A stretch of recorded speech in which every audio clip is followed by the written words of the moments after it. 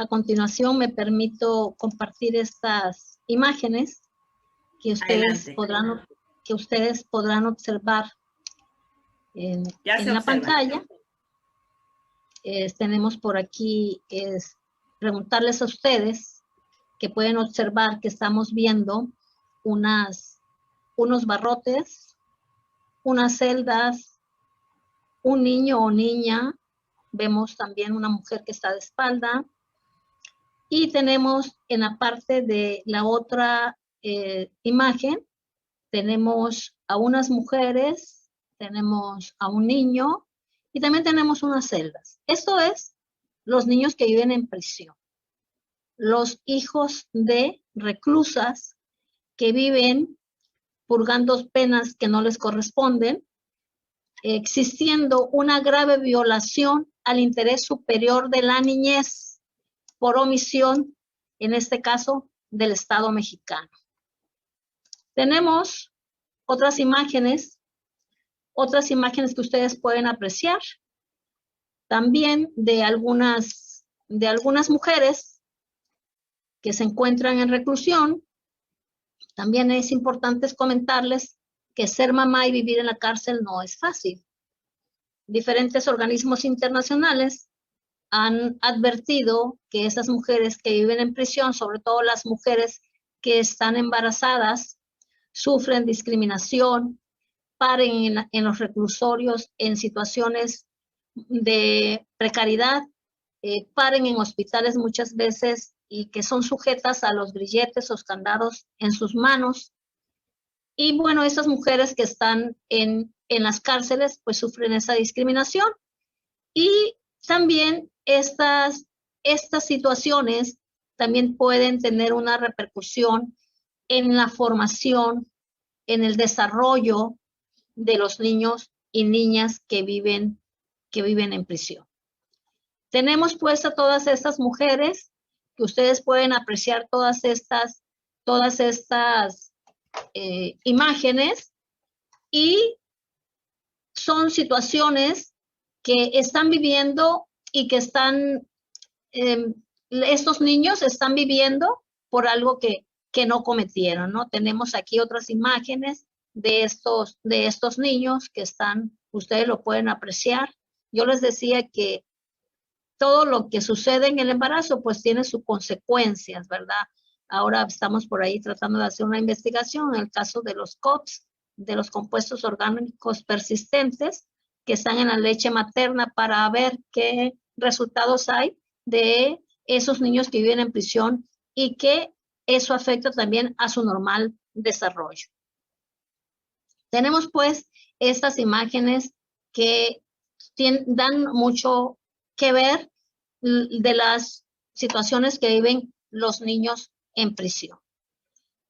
Octavio Paz, dicen que fue un niño que cuando era niño él, al subir a un árbol en su casa, pues él se dio cuenta de que quería ser poeta. Al momento de estar en una higuera que daba sombra a su casa, pensó y le nació que iba a ser poeta al sentir ese contacto con el árbol, con la naturaleza.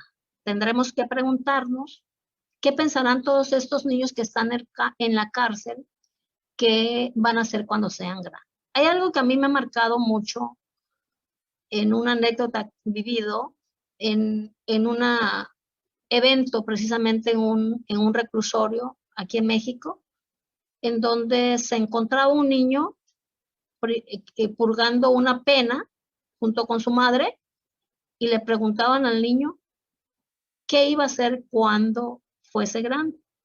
Y el niño, como de 3, 4 años, decía que iba a ser sicario. Entonces, esos niños hay que ponerles atención porque pueden ser los futuros delincuentes en nuestro país. Por eso considero que este tema es de gran relevancia, que lo expongamos en los foros, en los distintos foros que podamos, para también crear conciencia y decirles a los gobiernos que esos niños, esos presos invisibles están presentes. Ahí están esos niños. Muy buenas tardes a todos agradezco a los organizadores de este evento internacional, el Congreso Latinoamericano de Mujeres en lo Jurídico, Criminológico, Forense y Penal, como ejes transversales para el equilibrio y desarrollo social. A la ONG ACFAS Perú, Red Sororidad, Pacto entre ellas, y CONAJUD México. Muy especialmente a nuestra amiga, la doctora Esmeralda Martínez, por la deferencia en invitarme a participar y expresar mis ideas, y precisamente hoy, en el Día del Niño en México. Tendremos que hacernos la siguiente interrogante: estos niños que celebran el día de hoy. Ese es un tema por demás relevante y humano que tenemos que tocarlos, sobre todo los académicos. Seguidamente, me permito comentarles que en diferentes tratados internacionales, en el caso de México, en materia de derechos humanos, 210 tratados internacionales que ha firmado México, se establece el respeto a los derechos humanos. Y bueno, también hay tratados internacionales y convenciones, como la Convención de los Derechos del Niño, que crea esa obligatoriedad al Estado mexicano para la protección y garantía del respeto a los derechos humanos de las personas, y en el tema que nos ocupa de los niños y niñas, pero que además tiene establecido el interés superior de la niñez, principio fundamental que guía el derecho del niño y que se ordena en el artículo 3 de la mencionada convención. Este interés superior del niño, pues no es otra cosa que ver las políticas públicas, las acciones, ¿para qué? Para que estos niños puedan tener un normal desarrollo y la felicidad de ellos mismos. Les comentaba que existe un gran cuerpo del derecho que establece, pues, los derechos de los niños y niñas. Si ustedes pueden observar estas diapositivas, que como la Declaración de los Derechos del Niño de Ginebra de 1924, la Declaración Universal de los Derechos Humanos del 10 de diciembre de 1948, que no es un tratado internacional, pero es una norma internacional moral, o es una norma moral internacional que establece la prohibición de toda discriminación. La Declaración de los Derechos del Niño de 1959, el Pacto Internacional de los Derechos Civiles y Políticos, la Convención de los Derechos del Niño, la Convención Americana sobre Derechos Humanos, que establece claramente en el artículo 17 la protección de la familia, la Constitución Política de los Estados Unidos en el artículo 4, la Ley General de los Derechos de Niñas y Niños y Adolescentes, la Ley General de Ejecución Penal y todas esas leyes de las diferentes entidades federativas. A pesar de que existe un gran cuerpo del derecho o un corpus juris de protección y respeto a los derechos humanos, tenemos que preguntarnos por qué a esos niños se les vulnera esos derechos tan establecidos en esos ordenamientos internacionales. El artículo, como le decía, es el artículo 3 de la Convención de los Derechos del Niño, pues establece, ¿verdad?, que en todas las medidas concernientes a los niños que tomen las instituciones públicas o privadas del bienestar social en todos esos estados, en todos los estados que han firmado o suscrito esta convención, los tribunales, las autoridades administrativas y los órganos legislativos tienen como consecuencia primordial que se salvaguarde el interés superior del niño. También que los estados partes se comprometen a asegurar al niño la protección, el cuidado, el bienestar y esos deberes de sus padres o tutores o otras personas de él ante la ley. ¿Y con el fin de qué? De tomar todas esas medidas legislativas y administrativas que puedan garantizar el normal desarrollo del menor. Los estados partes también asegurarán que las instituciones de servicios establecidos para el cuidado de los niños cumplan con ello. Eso es lo que establece, pues, la Convención de los Derechos del Niño en el artículo 3, esa obligatoriedad para los estados que han suscrito esta Convención de los Derechos del Niño y que por lo tanto hay una obligatoriedad para el Estado mexicano. También tenemos en el artículo 4 de la Constitución Política de los Estados Unidos Mexicanos, pues también esa obligación de salvaguardar que el interés superior de la niñez. Aquí lo dice el artículo 4 en una de sus fracciones. Todas las decisiones y actuaciones del Estado velará para cumplir que ese interés superior del niño, para garantizar a plenitud sus necesidades, la alimentación, la salud, la educación y el sano esparcimiento.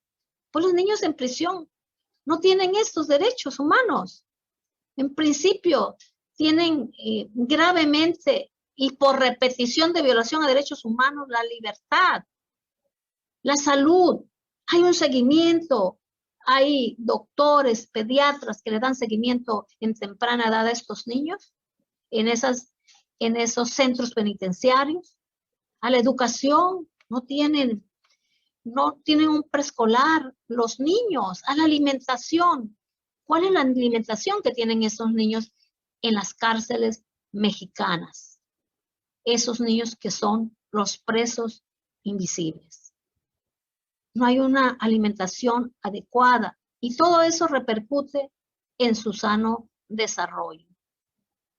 Esto es lo que el Estado mexicano le queda a deber a los niños y niñas que se encuentran en prisión. Por eso debemos de pronunciarnos para que se tomen acciones que conlleven a salvaguardar el interés superior del niño, pero también esa inocencia robada.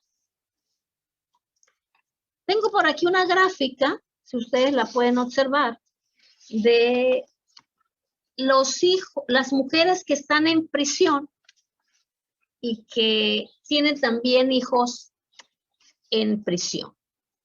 De estos hijos e hijas de reclusas en México, en esta gráfica que ustedes aprecian ahí, que es del Censo Nacional de Gobierno, Seguridad Pública y Sistema Penitenciario Estatales del 2020. Es una estadística del año 2020. Son 18 estados, son estos estados que establecen 362. En estos estados hay 362 mujeres privadas de su libertad y que tienen esas 362 mujeres, 339 niños y niñas con ellas. Uno de los estados que podemos ver aquí es la Ciudad de México. Hay 56 mujeres y 56 niños en prisión. Es uno de los estados que tiene más niños en prisión y más mujeres. Pero también es uno de los estados que en el año 2018 la ONG Reinserta realizó una labor muy interesante y logró que algunos niños de los penales de Santa Marta, Acatitlán, Reclusorio Femenil Tepozanes, por primera vez pudieran visitar un museo, conocer un gato, ir al zoológico. Es decir, conocer el mundo exterior, porque los niños que están en prisión no conocen ese mundo exterior. No conocen los ríos, no conocen el canto de los pájaros, no conocen la naturaleza, porque esos niños están en prisión y que no es pena de ellos estar en prisión con sus madres. Aunque podemos pensar que ellos necesitan también el cuidado de sus madres. En Veracruz existen 40 mujeres y 34 niños, pero aquí también, al día de hoy, la información que nos acaba de llegar señala que al día de hoy, 2021, Veracruz tiene 7 niños menos. En Guerrero hay 31 mujeres, 30 niños al 2020. Al día de hoy, hay 6 niños menos en prisión. En el Estado de México señala que hay 27 mujeres, 27 niños, pero al día de hoy hay 7 niños más en prisión. En Puebla, 26 mujeres en prisión, 26 niños en prisión. En Tamaulipas, 23 mujeres en prisión, 21 niños en prisión. En Hidalgo, 21 niños y 21 mujeres en prisión. En en Nuevo León, 17 mujeres, 17 niños en prisión. En Michoacán, 14 mujeres, 1 niño en prisión. En Chihuahua, 14 mujeres, 14 niños. Pero aquí también, al día de hoy, tenemos que hay 2 niños menos en prisión. En Sinaloa, hay 13 mujeres y 13 niños en prisión.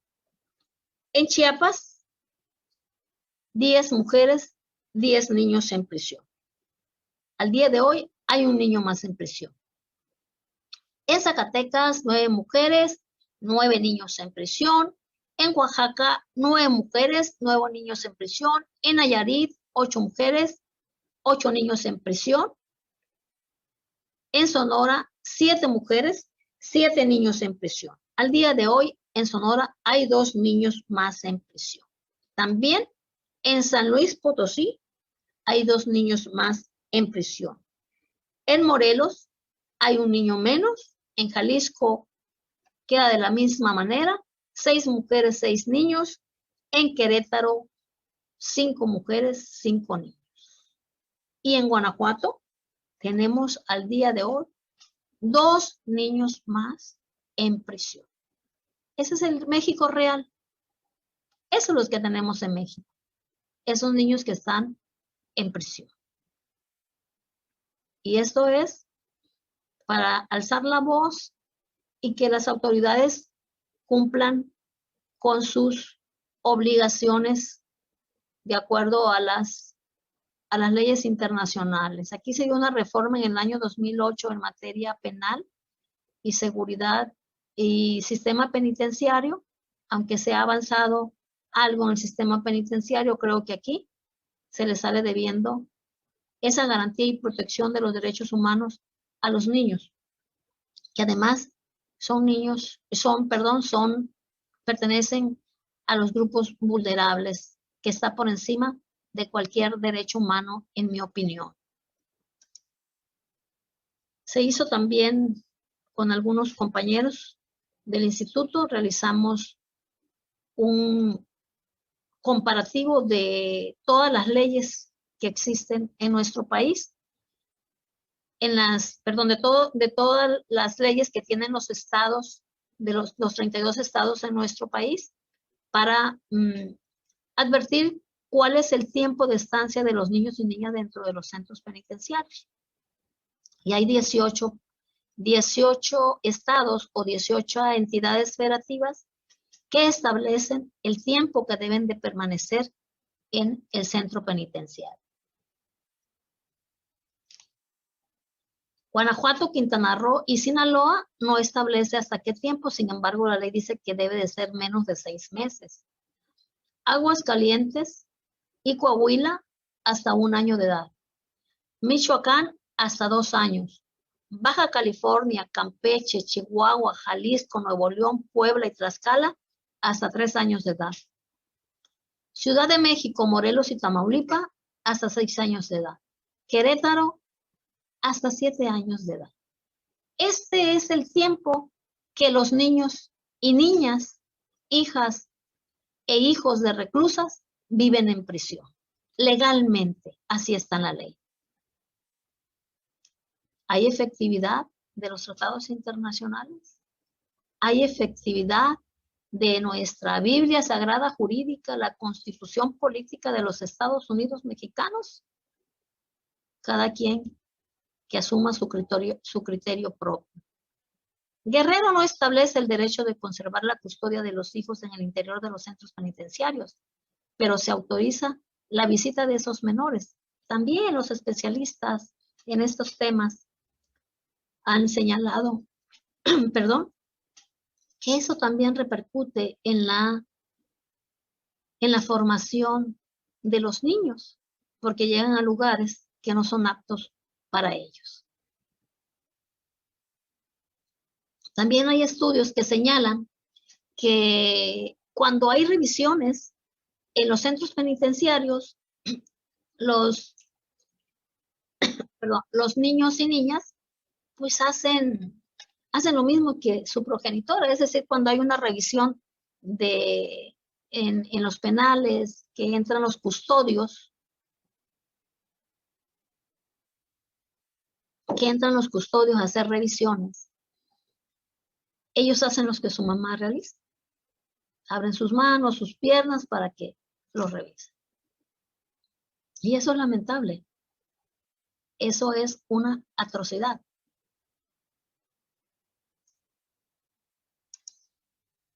También les comento que hay una opinión consultiva de fecha 25 de noviembre del año 2020 que presentó la Comisión Interamericana de Derechos Humanos ante la Corte Interamericana de Derechos Humanos, precisamente para ver esa situación de los niños que viven en prisión. Bueno, el asunto de las mujeres que están en prisión, las indígenas, las del grupo LGBTI y el tema que nos ocupa, que es los derechos de los niños y niñas. ¿Cuál es el objetivo de esa opinión consultiva? Que la Corte realice una interpretación conjunta de varias normas interamericanas sobre esas obligaciones y diferencias que el principio de igualdad y no discriminación impone a los estados. ¿En el contexto de qué? De la privación de libertad, a fin de engendrar la situación de desigualdad real de esos grupos en situaciones de riesgo. O sea, de esos grupos vulnerables, como las mujeres embarazadas, ahí hay un error en la palabra, en periodo de posparto y lactas, personas del grupo LGBT, personas indígenas, personas adultos mayores y los niños y niños que viven en prisión. ¿Por qué? Porque entonces que haya un criterio también para que los estados que han suscrito todos esos tratados internacionales, la Convención sobre los Derechos del Niño, la Convención Americana sobre Derechos Humanos, que habla sobre la protección de la familia, pues que haya ese criterio y se vayan creando esas políticas públicas, esas acciones colectivas. ¿Para qué? Para salvaguardar los derechos humanos de los niños y niñas, el interés superior de la niñez, como lo establece la Convención de los Derechos de los Niños y Niñas. La Comisión Interamericana también establece o señala en esa opinión consultiva.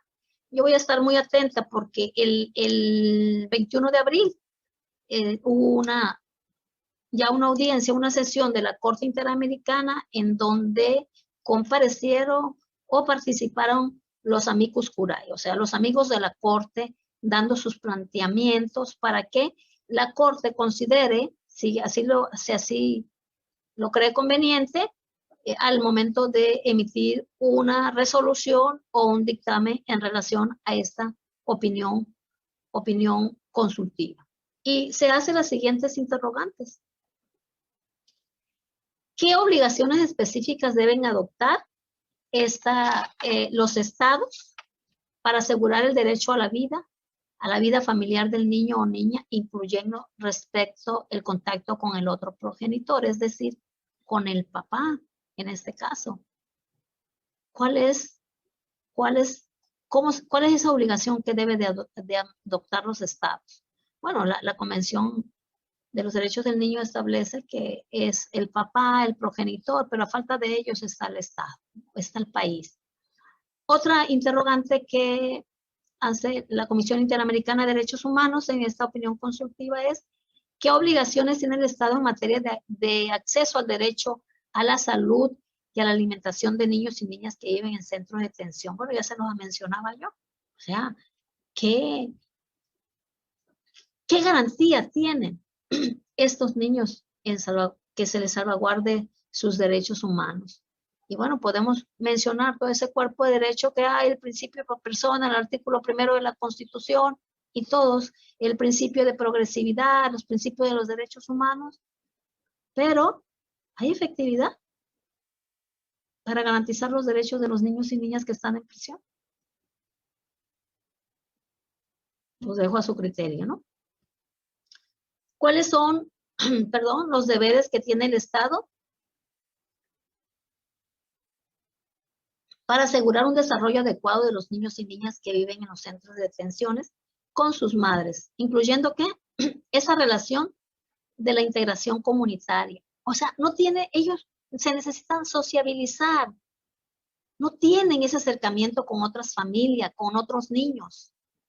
Pues, si ustedes recuerdan las primeras imágenes que yo les presenté, están los niños en una cerca jugando, conviven entre ellos solamente, pero no conviven con otros niños.